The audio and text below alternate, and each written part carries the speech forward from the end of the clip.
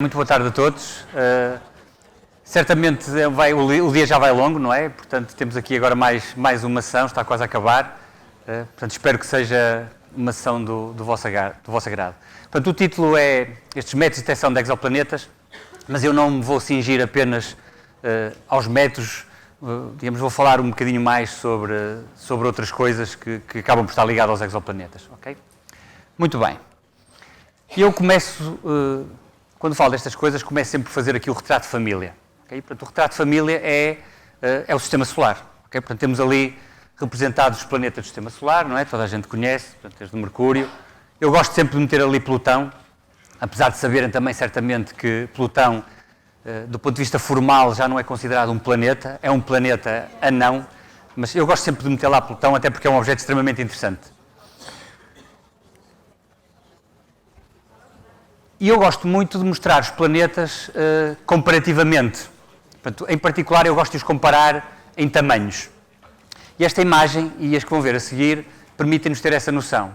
Já agora, por exemplo, se tiverem a oportunidade de ir ao Planetário do Porto, nós no Planetário do Porto temos desde junho um novo módulo expositivo que é permanente, em que nós utilizamos a cúpula do Planetário do Porto como referência para o tamanho do Sol, e depois temos os planetas do Sistema Solar representados em tamanho à escala.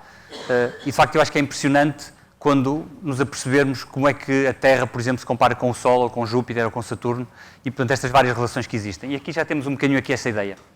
Portanto, Mercúrio, Vênus, Marte e a Terra, e portanto vemos que a Terra, a par de Vênus, são os dois maiores planetas dos planetas interiores. Claro que depois quando comparamos com os planetas gigantes gasosos e com os planetas gigantes gelados, temos uma noção de escala já completamente diferente, não é? Aqui estão os 4 planetas anteriores, e Urano, Neptuno, Júpiter e Saturno. Portanto, claramente estes planetas gigantes, por alguma coisa se chamam gigantes, eles ganham claramente nesta luta, digamos assim, de tamanhos. Quando olhamos agora para a massa dos planetas, e aqui já é mais difícil de fazer uma representação, digamos, bonita com as imagens deles, portanto, tenho aqui este gráfico de círculo, nós vemos que, mais uma vez, são estes planetas maiores que estão no sistema solar exterior, que têm maior massa, e, desde logo, Júpiter, claramente, domina completamente a massa dos planetas, Saturno, Urano, Neptuno, e depois temos aqui, então, os planetas mais pequeninos, em tamanho, que também são aqueles que são mais pequeninos, entre aspas, quando pensamos na massa deles. Mas o panorama muda completamente quando nós agora pensamos na densidade, não é? Ou na massa volúmica, como as pessoas que são mais da área da química gostam de referir. Eu não gosto muito de massa volúmica, gosto de densidade, uma palavra que eu acho que é bem mais interessante. E aqui o que nós vemos é que são os planetas pequeninos e rochosos que são os mais densos. Portanto, temos aqui um sistema solar de pernas para o ar em termos do que é maior. Portanto, Mercúrio, Vênus, a Terra, Marte, temos então depois aqui Júpiter, Saturno, Urano, Neptuno e Plutão. E, portanto, mais uma vez, são estes planetas mais pequenos, mas rochosos, que têm maior densidade. Okay? Vamos ver a relevância do que eu estou a mostrar agora, um bocadinho mais para diante, mais para o final da apresentação.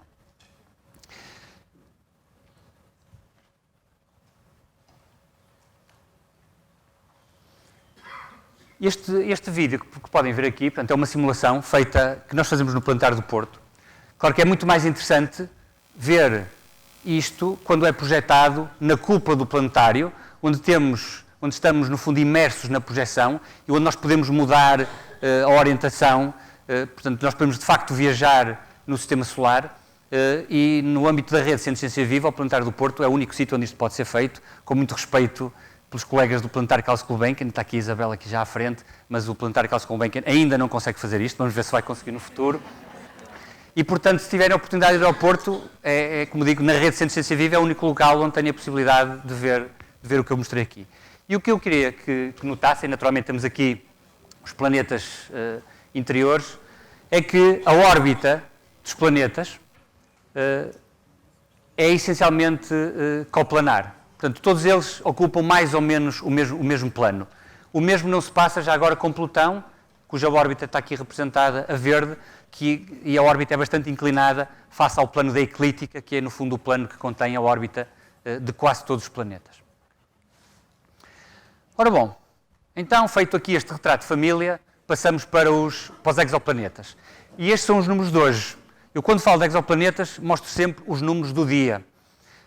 Estes números não mudam diariamente, mas quase que mudam de semana para semana, certamente que mudam de mês para mês, e, portanto, eu faço sempre questão de ter os números do dia. Portanto, temos aqui que, à data de hoje, temos mais de 3.700 planetas confirmados, sendo que vários destes estão em sistemas de exoplanetas. Portanto, quer dizer que não são planetas que estão sozinhos à volta de uma estrela, e estas mais de 6 centenas são sistemas múltiplos, quer dizer que são sistemas com mais do que 2 planetas. E nós chegamos a esta situação hoje a partir de uma situação inicial, que é a descoberta, em 1995, do primeiro planeta a orbitar uma estrela próxima do Sol, portanto 51 Pegaso. Portanto, neste lapso de tempo, que não é muito longo, para nos mantermos todos assim mais novos, está bem? Portanto, não é muito longo, passamos de um planeta para estes milhares de planetas confirmados. Um livro que para mim é uma referência, acho que é a razão pela qual eu acabei por seguir uma carreira na área da astronomia e astrofísica, é o Cosmos, do Carl Sagan, certamente todos conhecem. E quando lemos o Cosmos, sempre que fala de planetas à volta de outras estrelas, há uma palavra que aparece associada, que é a palavra talvez. O livro foi escrito no final dos anos 70, início dos anos 80, e, portanto, na altura, de facto, julgava-se que existiam exoplanetas, mas não sabiam, porque a ciência ainda não os tinha confirmado, e, portanto, o talvez aparece sempre ali associado. Hoje em dia, de facto, não temos qualquer dúvida da sua existência. Muito bem, como é que podemos, então, encontrar exoplanetas? Portanto, vamos falar um bocadinho de alguns dos métodos. Eu não vou falar de todos os métodos, até porque alguns acabam por ser métodos teóricos que, do ponto de vista prático de aplicação, não são tão interessantes, e depois vou acabar por me focar em 2 dos métodos, porque são aqueles que na prática, nos trouxeram ou nos produziram mais conhecimento em termos dos exoplanetas. Portanto, nós temos, primeiro, a observação direta, portanto, que é a possibilidade de olharmos diretamente para um planeta e o identificarmos. E depois temos os métodos indiretos, e dos métodos indiretos temos métodos que se baseiam na variação de brilho, métodos que são dinâmicos, e, em particular, portanto, variação da posição ou este espectrométrico que aqui refiro. Muito bem. Observação direta. É extremamente difícil conseguir observar diretamente um planeta a orbitar uma estrela. Porquê?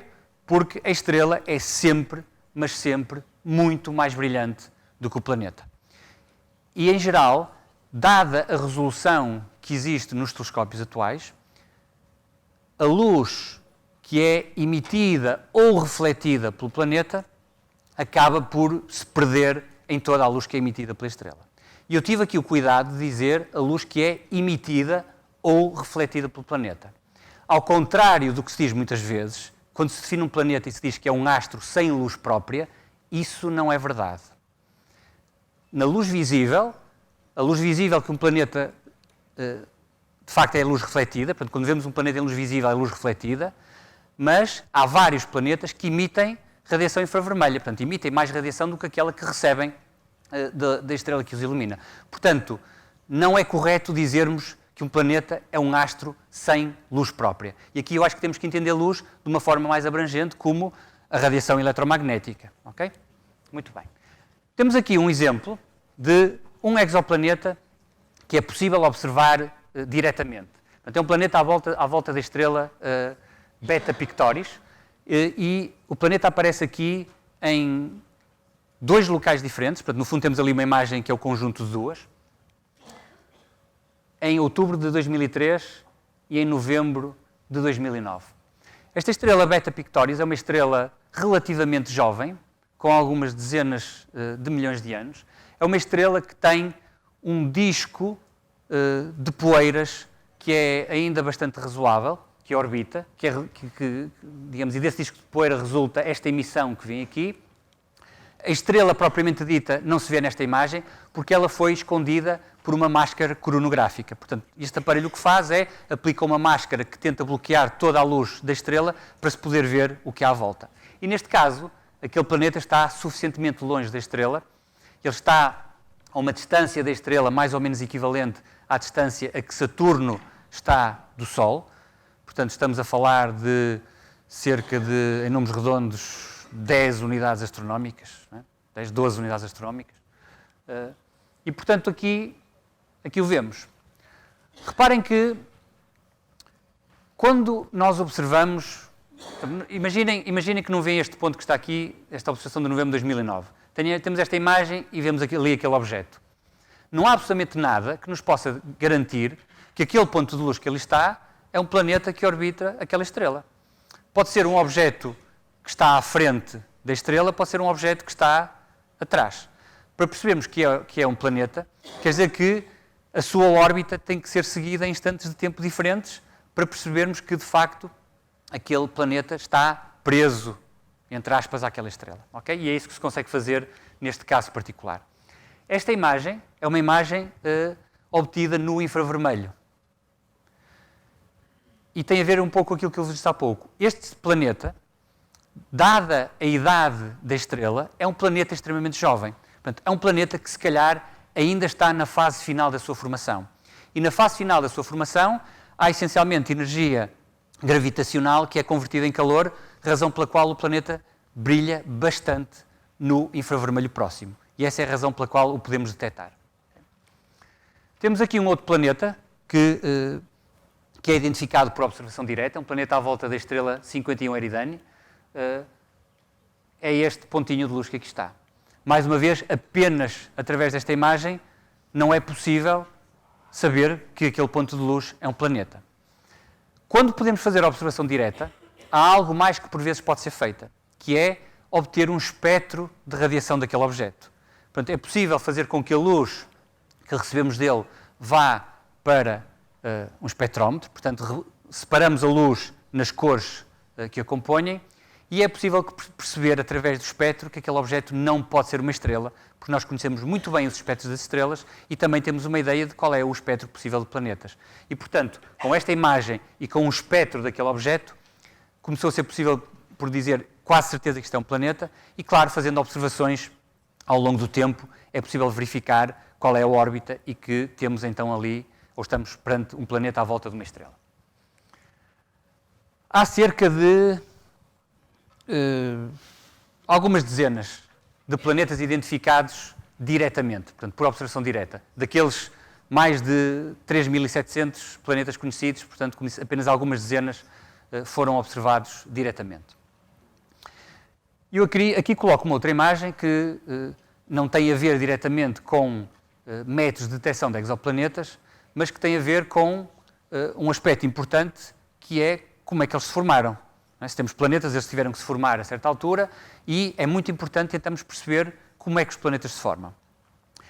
Estas três imagens que aqui vêm, portanto, isto é uma, duas, três, esta é a ampliação daquela zona mais central, portanto, são imagens obtidas através das antenas ALMA, portanto, é um radiotelescópio constituído por algumas dezenas de antenas no Chile, no deserto do Atacama, e estas observações são realizadas nas micro-ondas.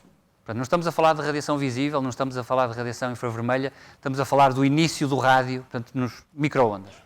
E o que nós vemos aqui são estes discos, que são os discos através das quais se formam as estrelas, e no resíduo desses discos iniciais através das quais se formam as estrelas é onde se formam os planetas. E nós devemos estar a ver naquelas imagens o início da formação de novos planetas à volta daquelas novas estrelas. Estas falhas que vêem nestes discos, com alguma probabilidade, ainda não é 100% seguro, mas com alguma probabilidade, resultam de planetas que estão a crescer dentro daqueles discos, portanto estão, dizemos que, a acretar material e, portanto, estão a limpar aqueles discos de material. Portanto, isto certamente foi aquilo que aconteceu no Sistema Solar, se nós recuarmos cerca de 5 mil milhões de anos, assim em números redondos. Okay? Portanto, esta estrela HL Tau, esta HD 16.3 e esta TW Hydra, quando nos focamos na região mais próxima, vemos que esta zona mais próxima da estrela tem inclusive ali uma cavidade e há outras observações que indicam que de facto deve estar ali presente um planeta, ainda não sendo 100% seguro. Okay? Mas, portanto, temos estes aspectos que a observação direta também nos pode começar a dar, que é chegar a estudar estrelas muito jovens e começar a ter a possibilidade de, eventualmente, identificar planetas em formação. Portanto, ainda não o conseguimos fazer, estamos a dar os primeiros passos, o que é algo que vai ser possível no futuro. Um dos métodos indiretos, portanto, começamos a entrar nestes métodos indiretos, porque do ponto de vista da observação direta não há muito mais que se possa fazer, é ir fazendo observações e realizá-las, é o efeito de microlente gravitacional. E este é um método fotométrico. Portanto, o que é que quer isto dizer? Quer dizer que vamos procurar por variações no brilho de alguma coisa. Okay? Portanto, fotometria é detecção de brilho.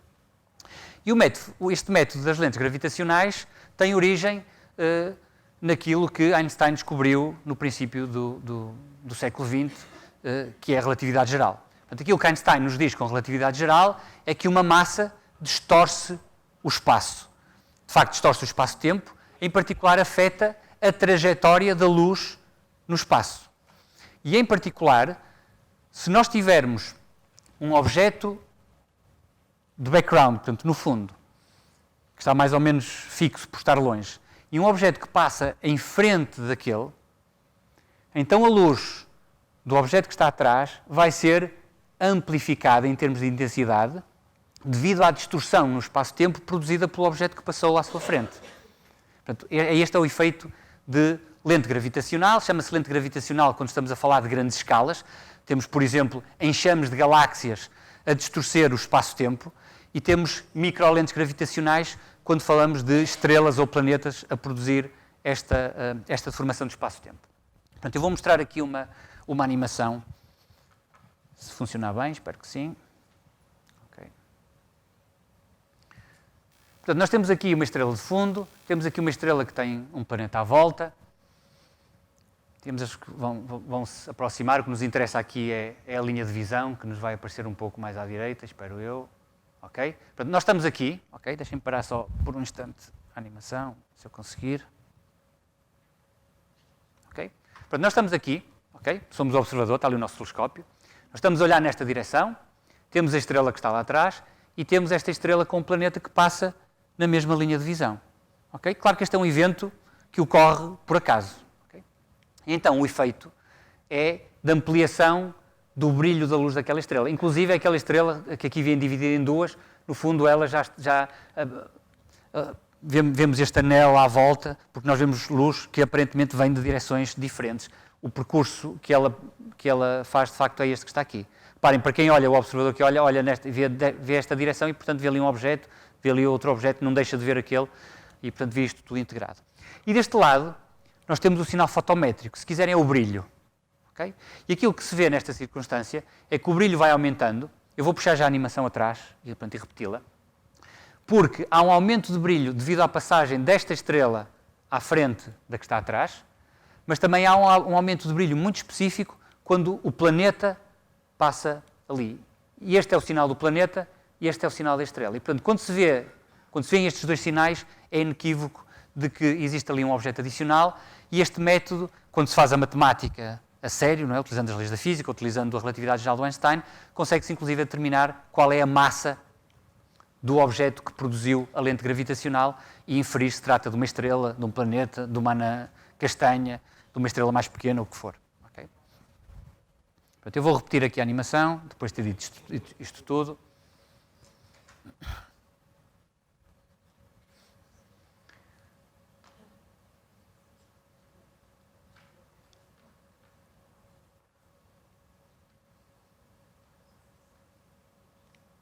Vai atravessar a linha de visão, temos o brilho começar a aumentar, passou o planeta, temos este pico intenso, continua o brilho a aumentar, a estrela vai passar para este lado e, portanto, o brilho diminui e passamos a ver outra vez duas estrelas. Reparem que aquele planeta nós não o vemos diretamente, não é? Vemos aqui porque é apenas a simulação. Okay? O primeiro planeta extrasolar detectado por este método tem aquele nome que vem ali, okay? Os astrónomos gostam sempre de dar assim uns nomes muito interessantes. E, portanto, temos aqui a curva de luz, portanto, a variação do brilho com o tempo. E temos aqui especificamente o sinal produzido por o planeta. Okay? Muito bem, portanto, estamos a falar aqui de 2004. Tá? Portanto, este é um método que trouxe, digamos, à luz do dia, portanto, ao nosso conhecimento, cerca de 8 dezenas de exoplanetas. Portanto, estamos a falar de 8 dezenas naqueles 3.700 planetas que eu mostrei no início que conhecemos. Um outro método fotométrico, que é um método que nos fez descobrir milhares de exoplanetas, é o método dos trânsitos. Okay? Portanto, o que é aqui o trânsito quando falamos a nível de um planeta? Portanto, o trânsito é quando nós temos o planeta a passar à frente da estrela em torno do qual orbita, e está à frente relativamente à nossa posição de observação. Okay? Portanto, temos aqui a estrela. Quando o planeta passa à frente, naturalmente que o brilho da estrela diminui ligeiramente. Claro que se o planeta for maior quando comparado com a estrela, a diminuição no brilho também é uma diminuição maior. Okay? Com este método, é possível determinar o tamanho relativo do planeta e da estrela. Okay? E se soubermos bem o tamanho da estrela, quer dizer que podemos saber o tamanho do planeta. Portanto, é absolutamente crucial conhecermos bem as estrelas em torno das quais orbitam exoplanetas, se quisermos também conhecer bem aqueles exoplanetas. Okay?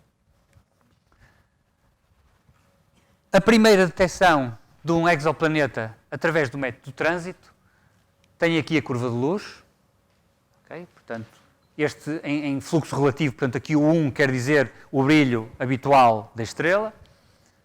Esse brilho diminuiu com a curva característica, depois aumenta outra vez e depois voltamos a ter o brilho normal da estrela. Okay? Esta diminuição corresponde a cerca de 1,5% relativamente ao brilho da estrela. Okay? E se quisermos detectar um planeta, já agora este planeta, estamos a falar de um planeta gigante como Júpiter, mas numa órbita muito próxima. Uma órbita de alguns dias. Portanto, o período orbital é apenas de alguns dias. Okay? Se nós quisermos detectar um planeta como a Terra, orbitar uma estrela parecida com o Sol, que tipo de sinal é que nós temos que ser capazes de medir? É este valor que aqui está. Portanto, uma Terra a uma unidade astronómica de distância de uma estrela parecida com o Sol, produz um sinal deste género, portanto, uma diminuição do brilho, com apenas 0,0084% de profundidade. Okay? Reparem que ele é 1,5%. Então, estamos a falar do ponto de vista da precisão das medições de um fator bastante significativo. Atualmente é possível fazê-lo. Do ponto de vista técnico, instrumental, não há dificuldade em atingir este tipo de precisão. No entanto, há uma dificuldade que é intrínseca à física daqueles sistemas. Porque as estrelas variam. O brilho das estrelas é variável. Todos certamente sabem que o Sol tem manchas. E, portanto, quando o Sol tem mais manchas, o seu brilho diminui ligeiramente. Quando não tem manchas, ele aumenta ligeiramente. E estas variações, que são intrínsecas, são variações que causam grandes dificuldades na determinação destas variações adicionais. Portanto, se nós tivéssemos uma estrela perfeitamente estável em brilho, era, hoje em dia, trivial determinar, para encontrar um planeta como a Terra em torno de uma estrela como o Sol. Dadas estas variações intrínsecas, é muito mais complicado. E, mais uma vez, reforço a ideia de que é necessário conhecer muito bem as estrelas para poder subtrair os efeitos conhecidos que são intrínsecos à estrela e poder ficar apenas com o sinal que provém de planetas. E, claro, porque é que eu dou aqui esta ideia de encontrar um planeta como a Terra a uma unidade astronómica? Este, eu diria que é quase o santo grau da astronomia naquilo que diz respeito à procura de planetas extrasolares. É encontrar um planeta que seja parecido com a Terra, a orbitar uma estrela parecida com o Sol, à distância correta, para que possa existir eventualmente o quê? Vida, não é? Exatamente. Okay? E é aí que nós vamos acabar esta apresentação 2. Está bem? Ok. Muito bem.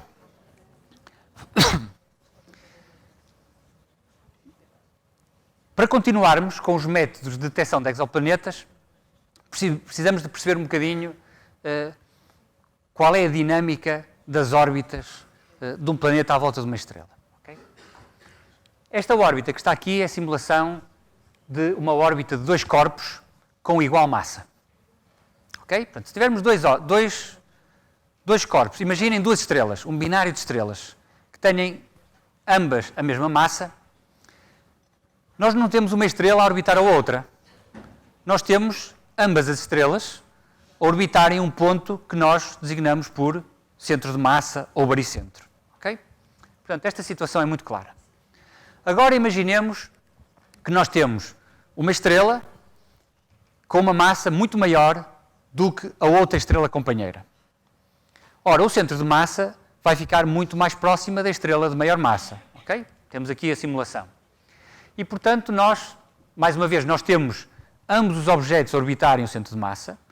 Aqui nós mais facilmente diríamos que aquela mais pequenina orbita a maior. E nós podemos continuar a fazer este exercício passando de duas estrelas para termos uma estrela e um planeta. E aquilo que acontece é exatamente a mesma coisa. O planeta nunca orbita a estrela. Ambos orbitam o centro de massa. Agora, o centro de massa de um sistema que é constituído por uma estrela e por um planeta vai estar muito, muito próximo da estrela. E, portanto, é nessa medida que nós dizemos que um planeta orbita uma estrela. Mas porquê é que eu vos estou a falar disto? Estou a falar disto porque é possível inferir a presença de um planeta analisando o movimento da estrela em torno do seu centro de massa. Okay?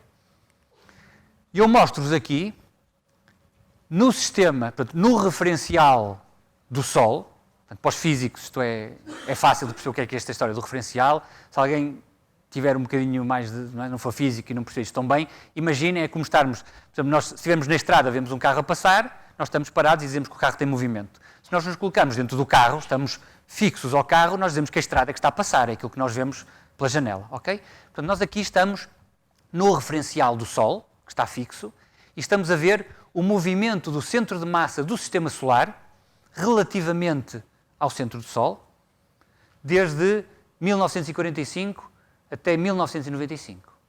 Okay? E veem que o centro de massa, às vezes até está muito próximo do núcleo do Sol, outras vezes está próximo do Sol.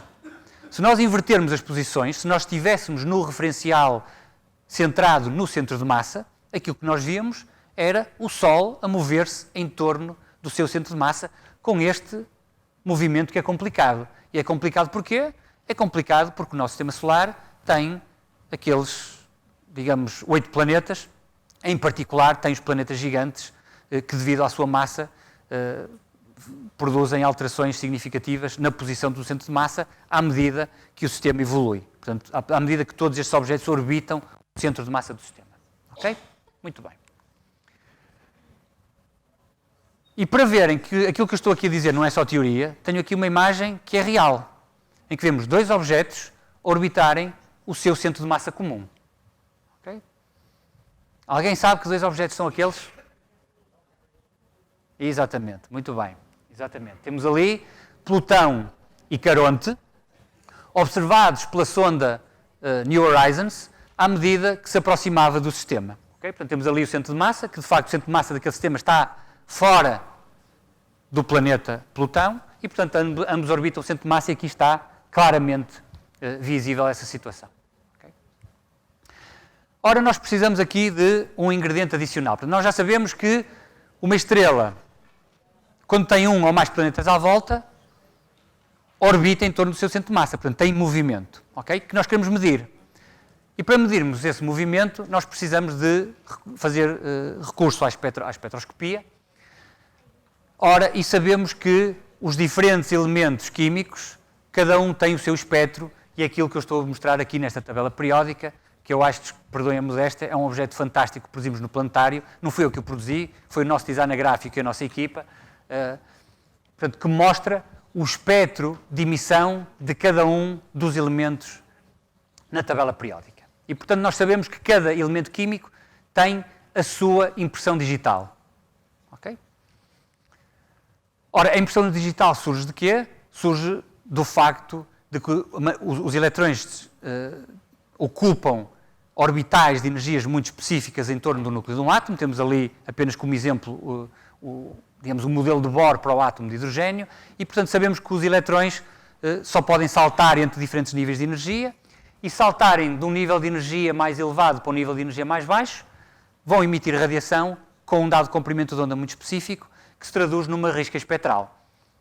E, portanto, quando nós temos uma amostra de muitos destes átomos em diferentes níveis de excitação, e quando todos tendem a passar para o estado fundamental, porque é aquilo que eles querem fazer, não é? Todos os sistemas físicos querem ir para o estado de energia mais baixo, então eles emitem um espectro, que é um espectro de emissão, e temos aqui o espectro de emissão do hidrogênio. Se este material for iluminado com uma fonte contínua de radiação, temos um bocadinho o contrário. Temos o átomo a ser excitado, portanto temos eletrões a passarem de estados de energia mais baixos para estados de energia mais elevado, e o que nós vamos ver quando observamos o espectro dessa fonte contínua é que falta alguma radiação.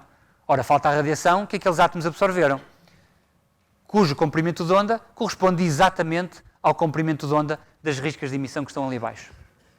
E para todos aqueles átomos, aqueles elementos da tabela periódica, os espectros são muito bem conhecidos. Portanto, nós sabemos muito bem a que comprimentos de onda é que aquela radiação tem que ser emitida ou tem que ser absorvida. Aqui mostro o espectro de algumas estrelas de diferentes temperaturas. Aqui temos, esta é a referência do Sol, ok? O Sol é uma estrela com uma temperatura efetiva, imaginem que isto é mais ou menos a temperatura à superfície, de 5.800 graus Kelvin, e estas pequenas riscas mais escuras que aqui vêm são precisamente resultado da absorção dos diferentes materiais que existem na atmosfera do Sol, portanto, que absorvem a radiação que o Sol está a emitir e que nós conseguimos identificar no espectro. Okay? Portanto, vêm diferentes estrelas, têm diferentes riscas espectrais em diferentes locais. Estes espectros são espectros de resolução relativamente baixa. O que é que eu quero dizer com isto de baixa resolução? Quero dizer que nós conseguimos medir a posição daquelas riscas espectrais, mas sem grande precisão. Se nós quisermos procurar por planetas à volta de outras estrelas, nós precisamos de espectros de alta resolução. Espectros de alta resolução são espectros deste género. Portanto, isto é um espectro do Sol, em que começamos aqui na parte mais próxima do ultravioleta, portanto, o visível extremo, cerca dos 400 nanómetros, e vamos até muito próximos do infravermelho, aqui aos 700 nanómetros.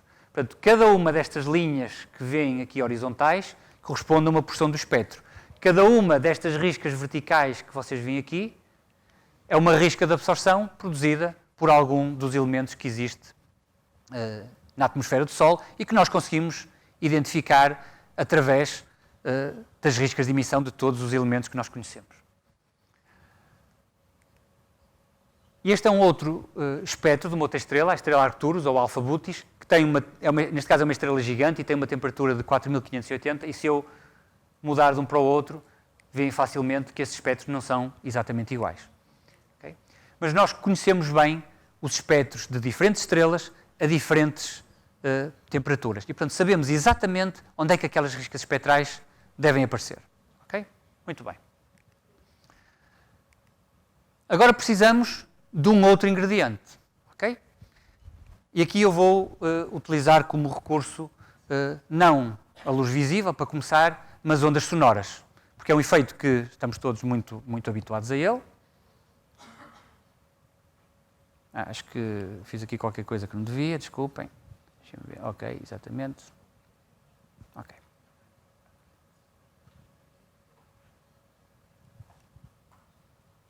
Ele devia estar a dar som por algum motivo alto. Ok, acho que já vai dar som.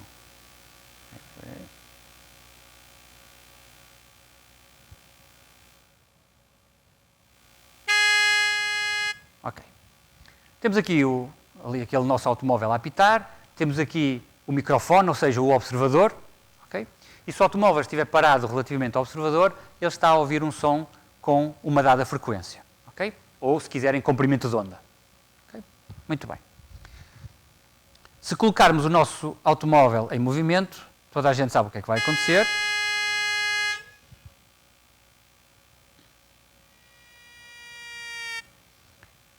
Sabem que nós começamos por ouvir um som mais agudo e depois do automóvel passar, esse som vai ficar mais grave. E isso corresponde à variação do comprimento de onda das ondas acústicas com o movimento. Veem que as ondas acústicas que são emitidas agora pela buzina do nosso automóvel estão mais próximas na direção do movimento, portanto o comprimento de onda é menor e o comprimento de onda é maior do outro lado. Ora, comprimento de onda menor quer dizer maior frequência, portanto quer dizer som mais agudo, comprimento de onda maior quer dizer frequência menor e, portanto, som mais grave. O que nos interessa, de facto, é aquilo que acontece na direção do observador. Ok? Portanto, nós temos aqui alguém que está a ouvir num dado local. E agora vamos fazer o paralelo com aquilo que se passa nas ondas que são a radiação eletromagnética, que são ondas de luz. Ok? Portanto, aquilo que nós temos é que se nós tivermos um objeto que emite radiação a deslocar-se relativamente a nós, nós vamos ver um desvio da radiação que ele emite para o azul, portanto, para frequências maiores, para comprimentos de onda menores. Por outro lado, se nós tivermos o objeto a afastar-se de nós, nós vamos ver a luz que ele emite com comprimento de onda maior, portanto, frequências menores, quer dizer com um desvio para o vermelho. Portanto, nós temos desvios da luz para o azul ou para o vermelho, relativamente à posição estacionária, consoante o objeto está a aproximar de nós ou a afastar de nós. Ok. Com isto nós temos agora todos os ingredientes que precisamos para o método seguinte, que é este método espectrométrico ou das velocidades radiais. Como nós já sabemos que a estrela tem movimento devido à presença de um ou mais planetas à sua volta, okay? Aqui está naturalmente representado de uma maneira exagerada, quer dizer que quando nós olhamos para aquele sistema, nós vamos ver aquelas riscas espectrais no espectro daquela estrela a deslocarem-se para o azul quando a estrela se aproxima de nós, a deslocarem-se para o vermelho quando a estrela se afasta de nós. E se nós fizermos esta observação ao longo do tempo, quer dizer que nós vamos ter um movimento periódico. Estas riscas espectrais, ora se deslocam para o azul, ora se deslocam para o vermelho, para o azul, para o vermelho, e nós podemos fazer estas medições. E estas medições, portanto, estamos a falar do efeito Doppler, nós sabemos exatamente qual é a relação entre a variação no comprimento de onda observado e a velocidade radial daquele objeto, ou seja, a velocidade projetada na direção do observador. Okay? Portanto, um dos métodos mais bem-sucedidos, a par do método dos trânsitos para encontrar planetas à volta de outras estrelas, consiste precisamente em observar estrelas, em medir ou determinar a velocidade radial em função do tempo, e se tiver um objeto a orbitá-la, então aquilo que nós vamos ter é uma curva de velocidades radiais periódica, como esta que vem aqui. Okay? A forma desta curva, neste caso veem que é uma curva mais aproximadamente sinusoidal, pode variar dependendo, sobretudo, da inclinação da órbita do planeta face à nossa linha de observação, porque nós podemos estar... Por exemplo, reparem que se nós fizermos... Imaginem que o plano orbital é este. E vocês que estão aí são os observadores. Neste plano orbital, a estrela move-se, mas não com velocidade radial. Nem se aproxima, nem se afasta. E, portanto, o sinal é zero. Nós não conseguimos fazer uma detecção deste modo. Por outro lado, se estivermos a observar exatamente na direção do plano orbital, aqui o nosso sinal é máximo. Claro que, na maior parte dos casos, o que nós vamos ter são inclinações intermédias. Okay? Mas, por outro lado, nós podemos ter órbitas que são mais ou menos excêntricas. Portanto, as órbitas não são necessariamente circulares. Se for circular, nós temos uma sinusoide. Se for de excentricidade maior, esta sinusoide vai ter uma forma também diferente e, portanto, isso é possível identificar nestas curvas de luz. Okay? Portanto, esta detecção, ou este sinal que vem aqui, é o sinal da descoberta do planeta à volta da 51 Pegase, em 1995. Portanto, o primeiro exoplaneta descoberto à volta de uma estrela do tipo solar. Okay? E a amplitude desta variação é de mais ou menos 56 metros por segundo. Para terem uma perspectiva do que isto é, uma variação de mais ou menos 56 metros por segundo corresponde basicamente a um automóvel de Fórmula 1 que entra na boxe, para mudar os pneus e depois arranca outra vez. Ou seja, nós temos a capacidade de medir um Fórmula 1 a parar na boxe e depois a começar outra vez a uma estrela que está a muitos anos-luz de distância. Okay? E o que é que nós precisamos para encontrar terras? Portanto, o que é que nós precisamos para encontrar um planeta como a Terra, a orbitar uma estrela parecida com o Sol, à distância de cerca de uma unidade astronómica? Precisamos de ser capazes de detectar variações de mais ou menos 10 centímetros por segundo. Reparem, passamos aqui de mais ou menos 56 metros por segundo para mais ou menos 10 centímetros por segundo. Isto é uma tartaruga gigante que vai no seu passo, para e depois volta a andar. Okay? Acho que está uma noção muito clara do que é que representa ser capaz de fazer estas medições. Neste momento, a precisão que é possível alcançar é cerca de 5 vezes maior do que aquela que é necessária para conseguir detectar terras à volta de outros sóis. Okay? Portanto, ainda não estamos lá. Estamos a chegar. Okay?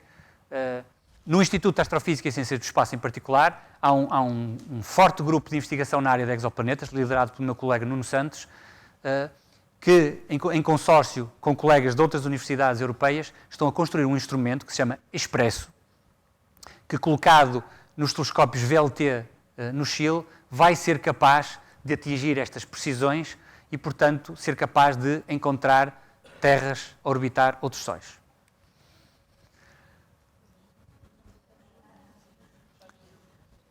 Este vídeo é num único slide para vos dar uma ideia da grande diversidade de sistemas planetários que se encontram. Okay? Tudo o que vem ali representado é representado a partir de dados reais. Ali estamos apenas a mostrar exoplanetas descobertos com o telescópio espacial Kepler. Portanto, descobertas através do método dos trânsitos. Okay? Reparem que o sistema solar, não sei se já repararam, ele está aqui representado. Okay? Vêm aqui as órbitas dos planetas do sistema solar, ali com os planetas interiores. Se não me falha a memória, isto já é Júpiter, Saturno, Urano, depois Neptuno mais lá à frente. Okay?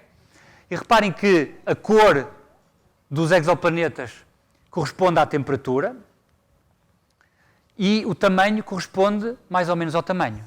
Portanto, vê-se de tudo. Planetas gigantes a orbitar muito próximo da estrela, e portanto são o que se chamam tipicamente Júpiteres quentes, portanto Hot Júpiters em inglês, é uma palavra muito comum.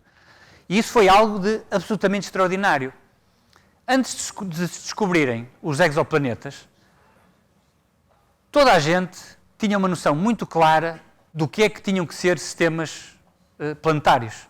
Sistemas planetários eram sistemas em que planetas pequenos e rochosos orbitavam relativamente próximos da estrela e planetas gigantes gasosos mais longe, eventualmente planetas gigantes gelados ainda mais longe.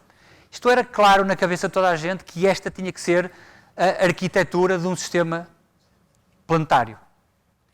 Quando se começam a descobrir os exoplanetas, começam-se a ver estas coisas e esta variedade extraordinária. E, portanto, de repente, é lá, nós não sabemos nada do que se passa afinal. Porque é que existem planetas gigantes como Júpiter a orbitar tão próximo da estrela que só demora alguns dias a dar uma volta? Isto é muito mais próximo do que Mercúrio está do Sol, como vocês podem ver nesta imagem. Mercúrio está ali, ok? Portanto, vejam, todas estas escalas estão corretas. E, portanto, isto mostra-nos a importância de nós procurarmos por coisas novas, porque o universo está-nos sempre a mostrar novidades e a mostrar-nos que aquilo que nós julgávamos que estava correto anteriormente, afinal não está exatamente correto. Isto é muito importante em ciência, certo? Portanto, em ciência, a ciência nunca nos dá a resposta exata às coisas. Dá-nos a melhor visão possível num dado instante de tempo.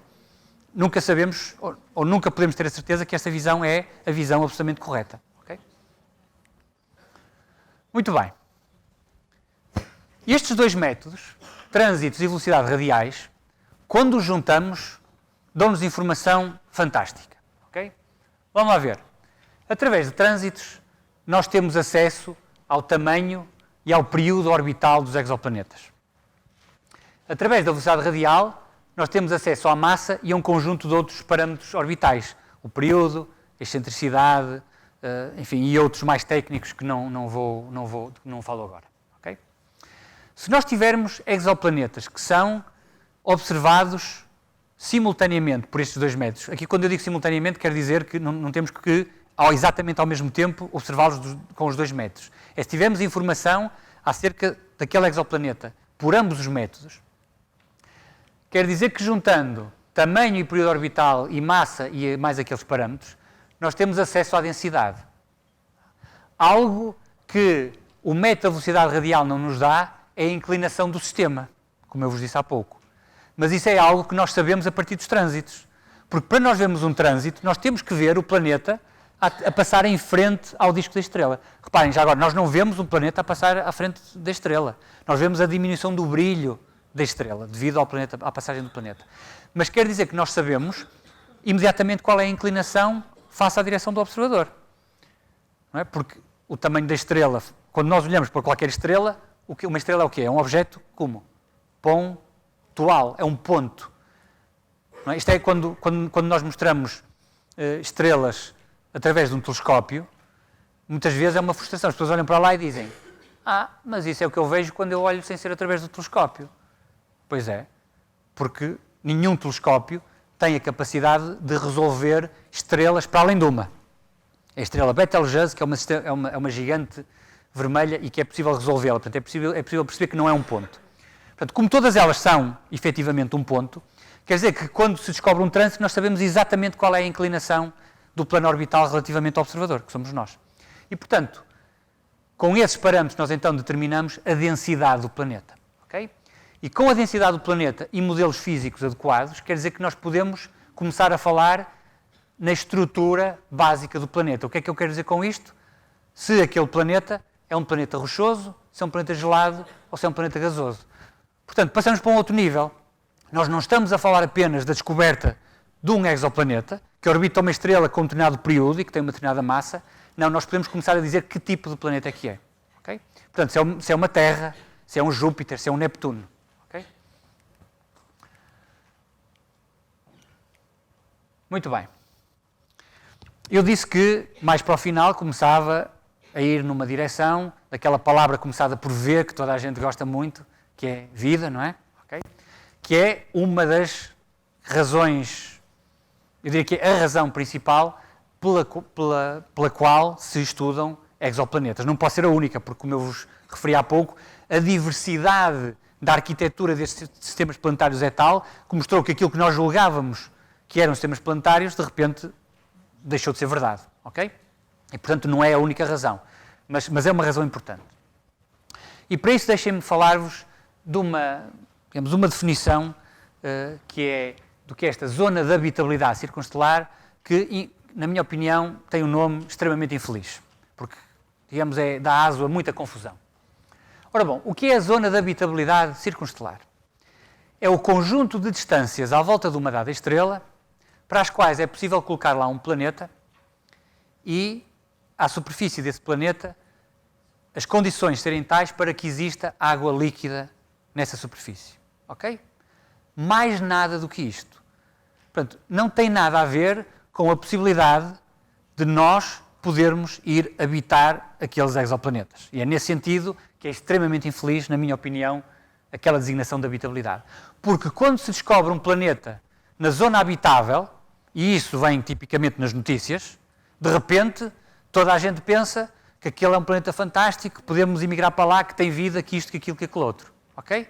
Nada disso. Eu volto a repetir. Apenas quer dizer que se tivermos um planeta na zona de habitabilidade, as condições podem ser adequadas para que exista água líquida no estado à superfície. E porquê água líquida? Bom, porque nós quando estudamos a vida na Terra, nós sabemos que toda a vida na Terra necessita de água no estado líquido. Há um conjunto de outros parâmetros físicos que permitem vida, não é? Temos os termófilos, portanto, aqueles que vivem com temperaturas muito elevadas ou muito baixas, ou pH muito elevado, não é? Acidez muito diferentes, mas água no estado líquido parece ser um denominador comum da vida na Terra. E se nós quisermos procurar por vida à volta de outros planetas, nós não sabemos bem o que é vida, mas temos que ser práticos. Portanto, vamos procurar por vida como nós conhecemos. Claro que não estou a falar de procurar por seres inteligentes, com olhos, cabeças, braços, pernas e por aí fora. Estamos a falar de vida na perspectiva bioquímica. Portanto, imaginando que a bioquímica que existe na Terra talvez possa existir ou ter surgido noutros locais do universo. Ok. Aqui vêm, portanto, as distâncias típicas, portanto, esta faixa azul que aqui vem, portanto, as distâncias típicas da zona de habitabilidade para estrelas de massa diferente. Estrelas de massa diferente têm luminosidade diferente. Claro, quanto mais brilhante for, quer dizer que mais longe da estrela vai ter que estar esta zona de habitabilidade, porque se estiver muito próxima, se colocarmos um planeta muito próximo de uma estrela muito brilhante, a água, digamos, a temperatura, a superfície é tão quente que toda a água evapora. Se estiver muito longe, a água congela. Okay? Portanto, temos aqui um conjunto restrito. Claro, para o Sistema Solar temos aqui o Sol, e, portanto, temos ali a Terra, bem no meio da zona de habitabilidade no Sistema Solar. Okay? Temos Vênus já fora, para a região mais quente, e temos Marte na região externa mais fria. Okay? Já foram descobertos diversos exoplanetas na zona de habitabilidade circunstelar das estrelas em torno dos quais eles orbitam. Okay? E temos aqui alguns exemplos. Portanto, temos aqui o Sistema Solar, okay? Temos aqui este sistema Kepler 456, em que a estrela é uma estrela muito semelhante ao Sol, e, portanto, a zona de habitabilidade circunstelar é muito semelhante ao do Sol, e existe um planeta, portanto, é este Kepler 452b, que tem 1,5 vezes o raio da Terra, tem cerca de 20 vezes a massa da Terra, e que está exatamente ali. E, portanto, que faz dele um alvo interessante para estudos futuros. Temos aqui um outro, este sistema Kepler 186, temos aqui uma estrela muito mais fria do que o Sol, é uma anã vermelha, e claro, como ela é muito mais fria, é muito menos luminosa, e portanto a zona de habitabilidade circunstelar é muito mais próxima à estrela. Reparem que é inclusive interior ao equivalente à órbita de Mercúrio no Sistema Solar, e temos também aqui um planeta, este Kepler 186f, que tem cerca de 17%, portanto o raio 17% maior do que a Terra, ou cerca de 5 vezes a massa da Terra. No início deste ano, portanto, suponho que foi em janeiro, se não me falha a memória, descobriu-se este sistema fantástico, este TRAPPIST-1. Temos mais uma vez uma estrela anã vermelha, portanto apenas 2700 Kelvin, e temos aqui um conjunto de 7 planetas, vários deles na zona de habitabilidade daquela estrela. E alguns destes planetas, reparem, têm um raio próximo ao raio da Terra e a massa muito próxima à massa da Terra. Eles foram descobertos pelo método do trânsito, que é aquele que eu vos disse que consegue já determinar ou encontrar terras em volta de outras estrelas. Portanto, temos aqui alvos muito interessantes. Bom, há vários exoplanetas que ocupam a zona de habitabilidade circunstelar. Temos aqui esses planetas. Cada uma daquelas imagens é naturalmente uma imagem artística. Não é? Lembrem-se, quando nós conseguimos ver diretamente um exoplaneta, nós vemos um pontinho de luz. E os outros são todos métodos indiretos, portanto, nem sequer um pontinho de luz nós vemos, ok? Portanto, tudo isto são imagens artísticas. Claro que estes que estão aqui não, porque são do Sistema Solar, portanto, conhecemos muito bem, quer através das observações do Sol, quer das espaciais e, em particular, das missões de exploração do Sistema Solar. Okay? Mas temos, então, todos estes alvos potenciais. Porque se nós quisermos descobrir vida à volta, então, de outros planetas, como é que nós o vamos fazer? Nós não podemos lá ir, não é? Pelo menos não dada a física que nós conhecemos. As distâncias são tais que nos impossibilitam de o fazer. Isto é, na minha perspectiva, completamente frustrante. Nós vivemos fechados neste planeta. Não é? Ele é relativamente grande, começa a ficar cada vez mais pequeno, infelizmente, mas vivemos aqui. Nós quase que não conseguimos sair daqui para, digamos, explorar o nosso vizinho mais próximo. É muito difícil. Vamos fazê-lo, não é, Marte, mas é muito difícil, quanto mais os humanos explorarem o Sistema Solar exterior ou então partir à descoberta de outras estrelas. Portanto, nós de facto vivemos aqui e, portanto, aquilo que nós temos que fazer para tentar encontrar vida à volta noutros locais do universo, que não o Sistema Solar, é recorrendo à observação. A astronomia, para mim, tem este caráter que eu acho que é extraordinário relativamente a outras ciências. Outras ciências conseguem ir para o laboratório e reproduzir a natureza. Portanto, são experiências que são realizadas. É impossível no laboratório criar uma estrela. É impossível no laboratório criar uma galáxia. Portanto, o único método disponível à astronomia é a observação. É a observação e depois é a física. Portanto, são as leis da natureza, não é? E é daí que vem a astrofísica, no fundo. E claro que, para utilizarmos a observação, temos que ser suficientemente inteligentes para poder utilizar todo o tipo de informação possível. Que até há bem pouco tempo, toda a informação era o espectro de radiação eletromagnética. Portanto, desde as ondas rádio, micro-ondas, infravermelho, visível, ultravioleta, raio-x, raios gama. Okay? Portanto, cobrimos o espectro eletromagnético todo. Desde há pouco tempo temos um outro método adicional, que são as ondas gravitacionais. Estão nas notícias, deram um prémio Nobel este ano. Para alguns sistemas específicos que emitem ondas gravitacionais, quer dizer que temos ali uma fonte adicional de informação para os podermos estudar. Julgo que não para estudar planetas à volta das estrelas, mas nunca se sabe. Okay? Ora bom, então, como é que nós podemos eventualmente perceber que existe vida num daqueles exoplanetas? Quando chegar à altura de podermos fazer um espectro da atmosfera daqueles planetas. Okay?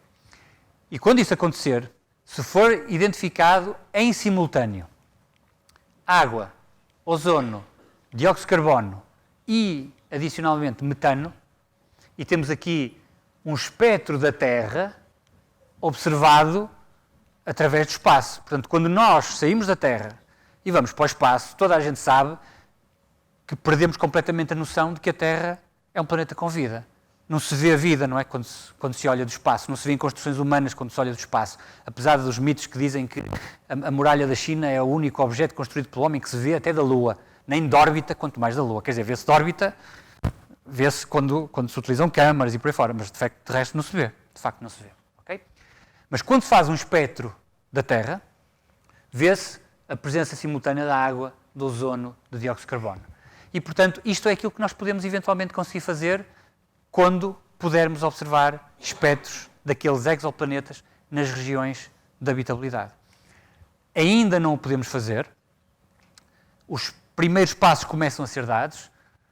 Começou a ser construído aquele que vai ser o maior telescópio do mundo, que é o Extremely Large Telescope, nome muito interessante, não é? Este batismo, Extremely Large Telescope. E depois, quando se construir reparem, no Chile existem, no observatório do ESO, os VLT, que são o Very Large Telescope. Tá?